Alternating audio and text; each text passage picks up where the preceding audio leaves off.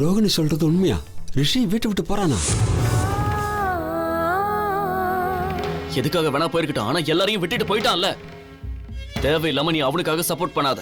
ஏன்னா ஏற்கனவே அவன் என்னோட பார்வையில ரொம்ப இறங்கிட்டான். ரொம்ப லேட் ஆகிறதுக்கு முன்னாடி நாம ஏதாவது செஞ்சே ஆகணும்.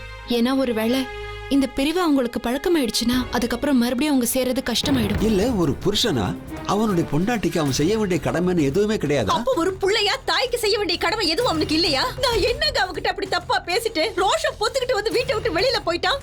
அமர், ஒரு வழி இருக்கு. அதுபடி நடந்தா எல்லாம் சரியாயிடும். ஆனா அதுல நம்ம வெற்றி அடையணும்னா அதுக்கு நம்ம எல்லாரும் சேர்ந்துதான் உழைச்சாகணும். முதல்ல அதுக்கு வழி என்னன்னு சொல்லு. காலையில எல்லாரும் இருக்கும்போது சொல்றேன்.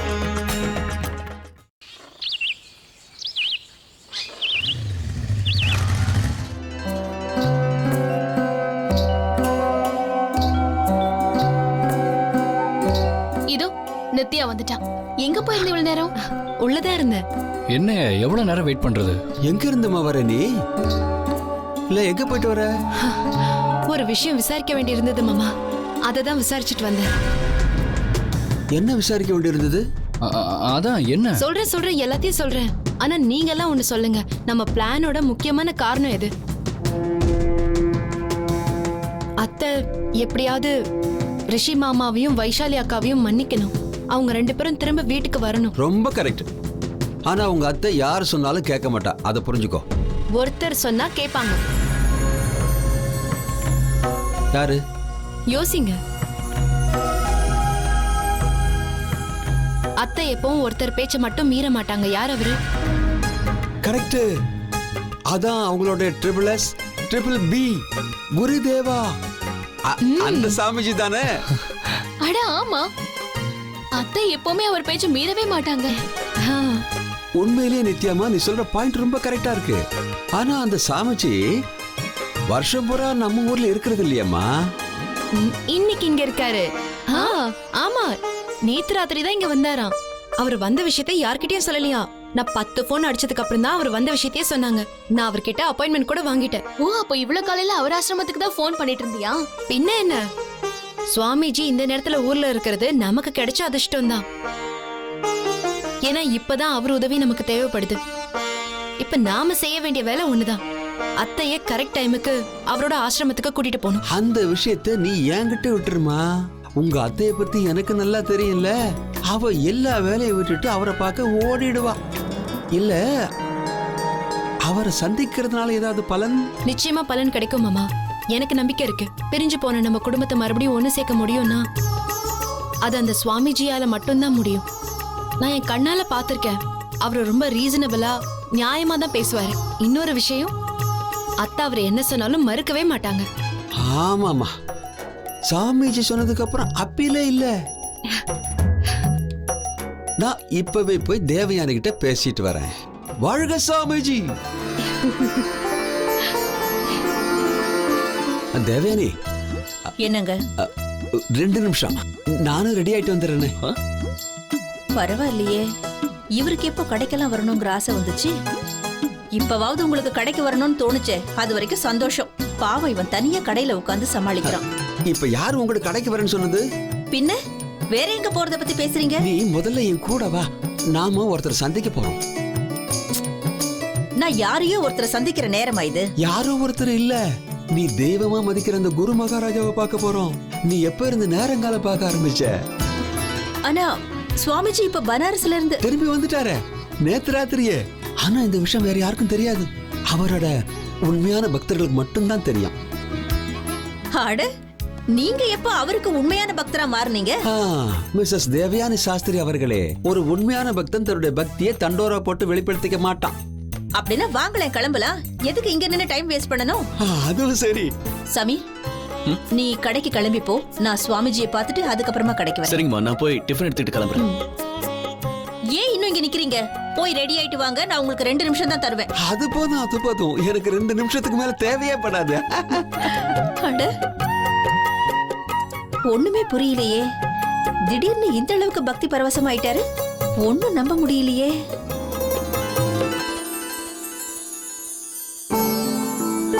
அனி, அம்மா அனி, காலங்காத்தால உங்க அம்மா எங்கம்மா போனா?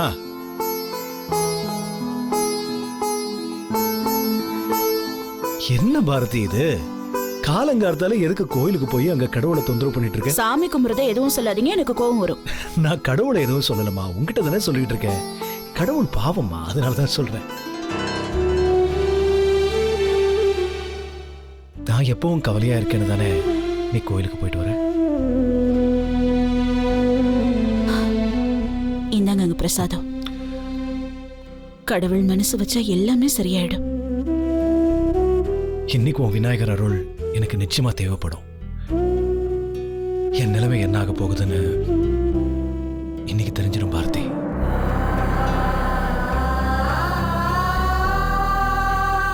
நல்லது மட்டுமே பேசுங்க. நான் தான் சொன்னேன்ல, பிள்ளையாரப்பா மனசு வச்சா எல்லாமே நல்லபடியா நடக்கும்னு. உங்களுக்கு ஒண்ணு தெரியுமா? கடவுள் என்னைக்குமே பக்தர்களோட கனவை உடைக்க மாட்டான். என்னங்க? ஒண்ணு இல்ல பாரதி.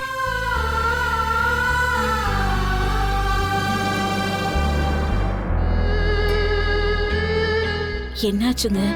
இத பார் பாரதி, உன்னோட பக்தியில எனக்கு ஏதோ நம்பிக்கை இல்லைன்னு நினைச்சுக்காத. ஆனா தப்பி தவறி எனக்கு வேலை போயிடுச்சுன்னு வச்சுக்க, நீ என்ன பொறுப்பு இல்லாதவன்னு நினைப்பியா? நான் என்ன பைத்தியமா? நான் எதுக்குங்க உங்களை பொறுப்பில்லாதவர்னு நினைக்க போறேன்? எனக்கு உங்களை பத்தி தெரியாதா? கடவுள் கருணையால வேலைக்கு ஆபத்து வரக்கூடாது. அப்படியே வேலை போனாலும் ஒரு நாளும் நான் உங்களை தப்பா நினைக்கவே மாட்டேன். இது வரைக்கும் சேர்ந்தே தான் உங்க வாழ்க்கை பயணத்துல வந்திருக்கேன். இதுக்கு மேல நான் உங்களை விடுவேனா? ஆண்டவன் எது கொடுத்தாலும் சரி, சுகமோ துக்கமோ 2 பேரும் சேர்ந்தே அனுபவிப்போம். உங்களோட எனக்கு இருக்கிற உறவு வெறும் பேருக்கான உறவு இல்லைங்க, அது புனிதமானது. கரெக்டா சொன்ன. யானி நித்யாவோட அம்மா. உன்னோட இந்த ஊக்கம் தான் எனக்கு தேவை. சரி பாரதி, நான் கிளம்புறேன்.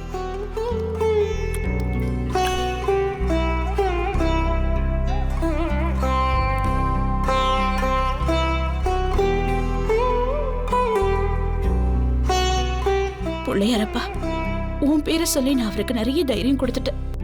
அத நீ தான் காப்பாத்தணுப்பா. அவர் வேலைக்கு என்ன ஆபத்து இல்லைன்னு தெரியற வரைக்கும் நான் நிச்சயமா விரதம் இருப்பேன். ஒரு சொட்டு தண்ணியும் கொடுக்க மாட்டேன், சாப்பாடும் சாப்பிட மாட்டேன்.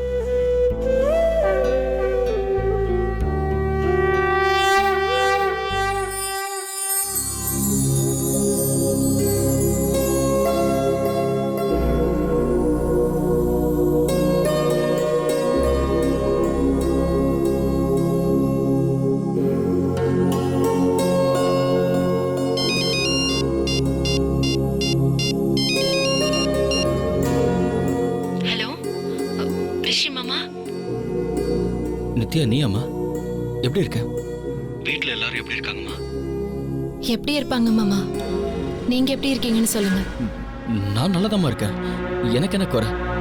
வைஷுவும் நல்லா தான் இருக்கா. முடிஞ்ச வரைக்கும் நாங்க நிம்மதியா இருக்க முயற்சி பண்றோம். மாமா எப்படி எத்தனை நாள் வாழ முடியும் சொல்லுங்க? யாருக்கு தெரியுமா? இனிமே கடைக்கு என்னால போக முடியாது. ஸோ நான் இப்பதான் வேலை தேடவே ஆரம்பிச்சிருக்கேன். எனக்கு நிச்சயமா ஏதாவது ஒரு வேலை கிடைக்கும், அந்த நம்பிக்கை எனக்கு இருக்கு. மாமா, நான் உங்ககிட்ட ஒரு முக்கியமான விஷயம் சொல்லணும். போனை வச்சிடாதீங்க.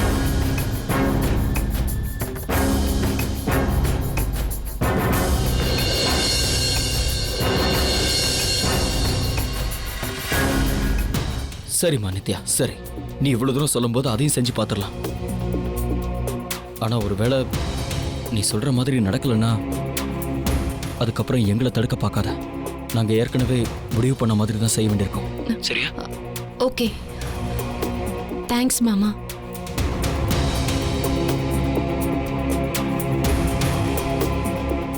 கடவுளே, சுவாமிஜி ஆசிரமத்தில் நான் நினைச்சபடி நடக்கணும்.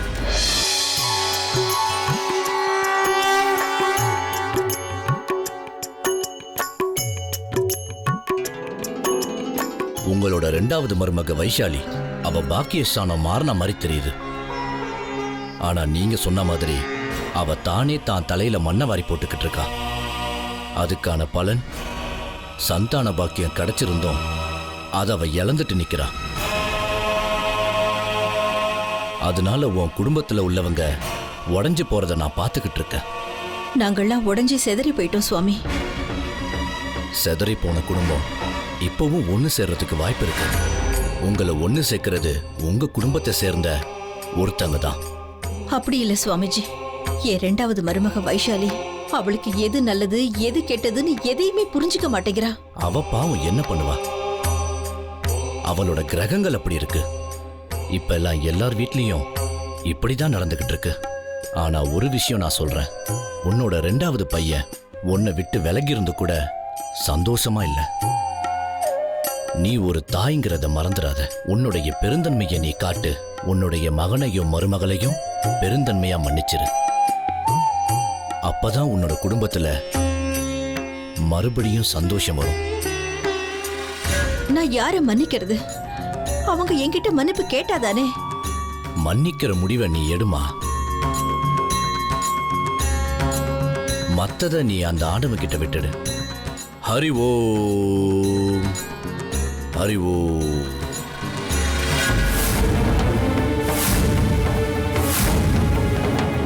ரோகிணி, அவங்க 2 பேர்கிட்டயும் சொல்லு, 2 பேரும் இப்படி வெளியில நிக்க வேண்டிய அவசியம் எதுவும் இல்லைன்னு.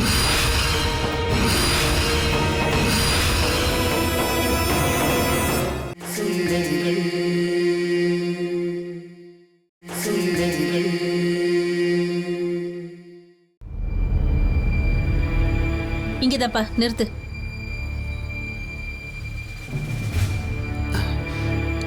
இந்தப்பா.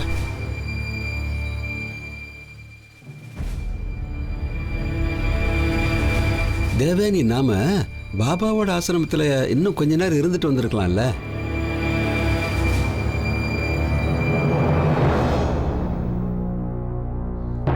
உள்ள வாங்க. உள்ள வந்து அத்தைக்கு வெயிட் பண்ணலாமே.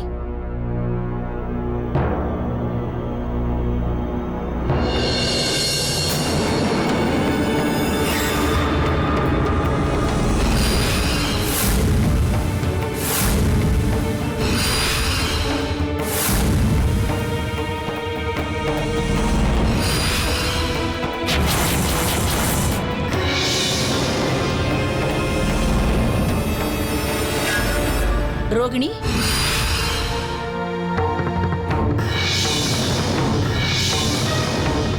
அவங்க 2 பேர்கிட்டயும் சொல்லு, 2 பேரும் இப்படி வெளியில நிக்க வேண்டிய அவசியம் எதுவும் இல்லைன்னு.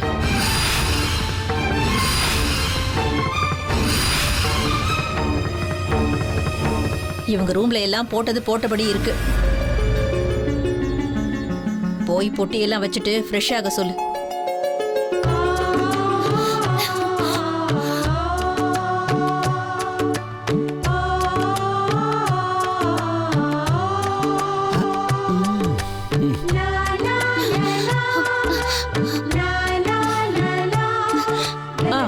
போதும் போதும், நல்லா இருங்க.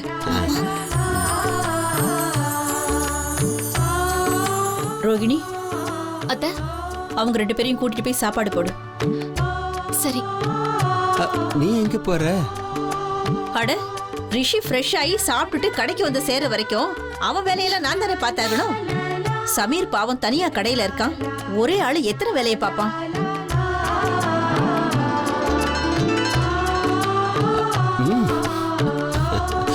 நல்லா இருக்கு, நல்லா இருக்கு.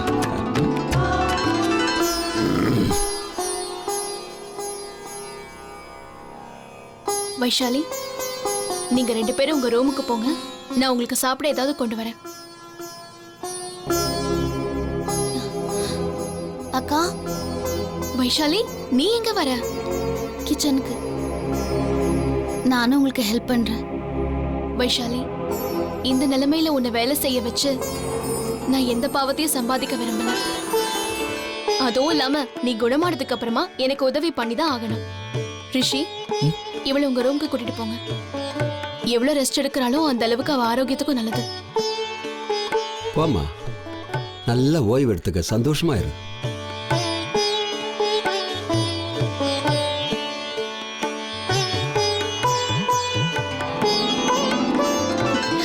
மாமா, நித்யா நிஜமா திறமைசாலிதான்.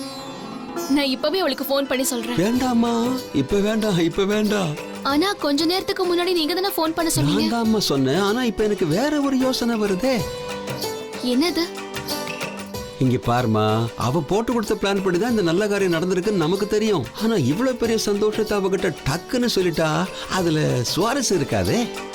பின்ன வேற என்ன பண்ணணும்ங்கறீங்க? Just wait and watch and follow me. நித்யாவுக்கு ஃபோன் பண்ணி கொடு. ஏன் இன்னும் வீட்ல இருந்து ஃபோன் வரல?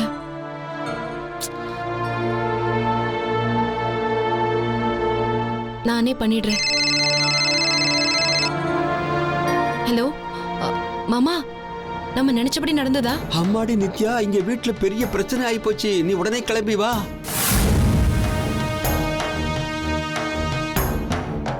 என்ன பிரச்சனை மாமா?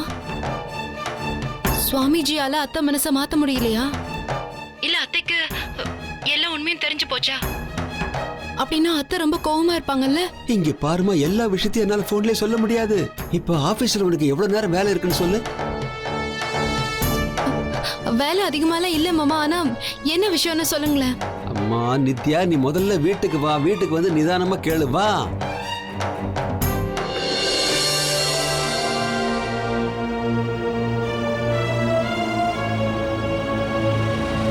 அமர், என்ன மாமா அது? ஏன் தேவையில்லாம அவளை பயமுறுத்துனீங்க? போன்லயே எல்லாத்தையும் சொல்லிட்டா என்ன சுவாரஸ்யம் இருக்கு? இது எவ்வளவு பெரிய சந்தோஷமான விஷயம். இது டெலிபோன்ல இருக்கிற அவ்வளவு பெரிய நீளமான ஒயர் மூலமா அவ காதுல போய் விழறதுக்குள்ள இந்த விஷயமே சப்புன்னு ஆயிடாதா? நித்யா முதல்ல வீட்டுக்கு கிளம்பி வரட்டும். ரிஷி வைஷாலியை வச்சு அவ போட்ட பிளான் வெற்றி அடைந்தது அவளை நேர்ல பார்க்கட்டும். நீ ஏன் யோசிச்சு பார், அவ எவ்வளவு சந்தோஷப்படுவா. ஆமா மாமா, இது நிஜமாவே பெரிய சந்தோஷம்தான். என்னாலேயே சந்தோஷத்தை தாங்க முடியல. இதே சந்தோஷத்தோட போய் ஒரு கப் டீ கொண்டு வா. அதோட சம்சாவும் பப்ஸும் கொண்டு வா. இன்னொரு பிளேட்ல ரசகுல்லாவும் குலோப் ஜாமுன் கொண்டு வா. போ. நல்லா இருக்கு மாமா, இது இருங்க கொண்டு வரேன்.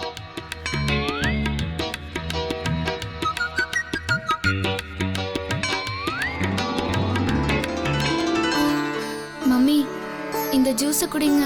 கடவுள் என் பிரார்த்தனையை கேட்கிற வரைக்கும் பச்சை தண்ணி கூட நான் குடிக்காம இந்த விரதத்தை இருந்தே ஆகணும். பெரிய முதலாளி உங்களை கூப்பிடுறாரு.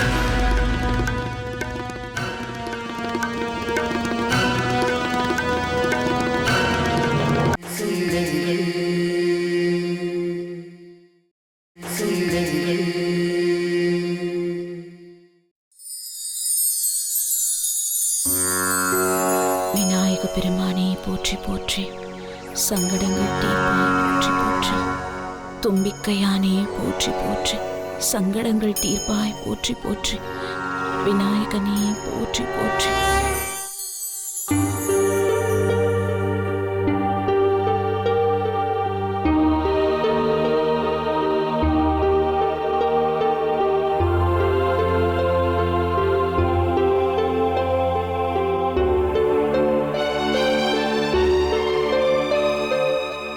பாவம் ஜோஷி சார், அவர் நிலைமை இப்போ எப்படி இருக்கோ என்னவோ.